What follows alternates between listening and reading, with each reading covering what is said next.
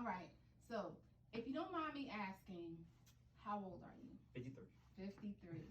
Okay. And where are you from? Johnson City, Tennessee. Johnson City, Tennessee. So, what part is that? Is that the east, East, mid, Upper south? East. It's Upper close east. to Bristol, Virginia, Asheville, North Carolina. We're right there on the border. Okay. So, would you say that that's a small town? You know, rural? Small town. Small It's got town. about 90,000 people. 90,000. Okay. So 53, that would put you born in the 60s. 67. 67. Okay. So, what does this mean to you? They put themselves in a situation. There's always a yes or no. There's always yes or no. Once you put it's like getting in a car with somebody you know they already been drinking. Mm-hmm. You put yourself in that car. And if you go to jail, that's on you. You don't blame the other person. Mm-hmm. You put yourself in that car. To me, it comes back on you, not the other person. So you should be blaming the other person because you put yourself in that predicament. Drinking, anything. To me, you're a grown man. That's one thing about the Army. When you turn 18, technically, and you should be a grown man. Mm-hmm. That's the same thing about a grown woman. There's always, I can say there's always a way out, but most times there is a way out. Most times, don't put yourself in that predicament. If you know it's gonna go sideways, 9 times out of 10, if you think it's gonna go sideways, it is gonna go sideways. Okay. So 18 is a grown man, and you mentioned drinking. So, do you think that 18 is a good? We can vote at 18. No. So do you think that we should be able to drink legally at 18? Yes. Because you're a grown man. If you're gonna die for your country, you're gonna drink for your country. You're old enough to die. You're old enough to drink. Sounds good. So, let me switch gears a little bit on you. So culturally, you know, the South has a certain cultural dynamic to it, with gender roles, right? So, how do cultural expectations regarding gender roles, sex, and women's bodies affect the attitudes towards consent and rape? So That's a good question. let me flip that around for you.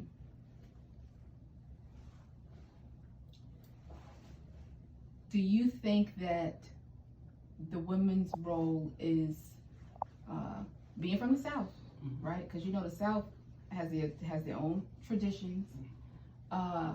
Culturally, women are more submissive, and they have a role and they have a place. Okay. So, do you think that culturally in the South, sexual assault is more common? And women may not know that it's common because of what their role in their place is.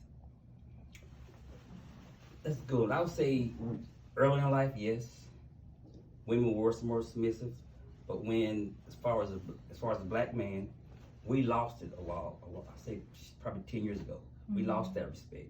It was all about us, not about the family anymore. That's why there's so many ladies, women, who are heads of their house. So now it's more of women more aggressive. Okay. Way more aggressive.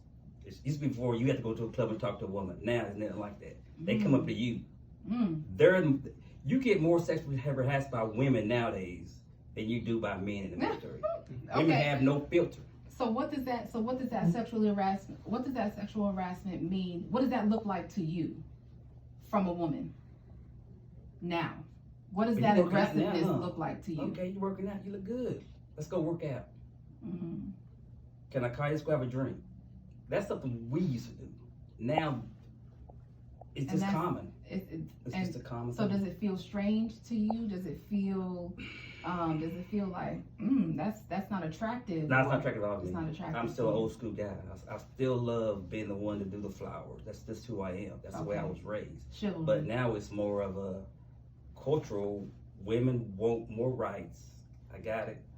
But I still think a woman should still be a woman. That makes sense. A woman should still be a woman.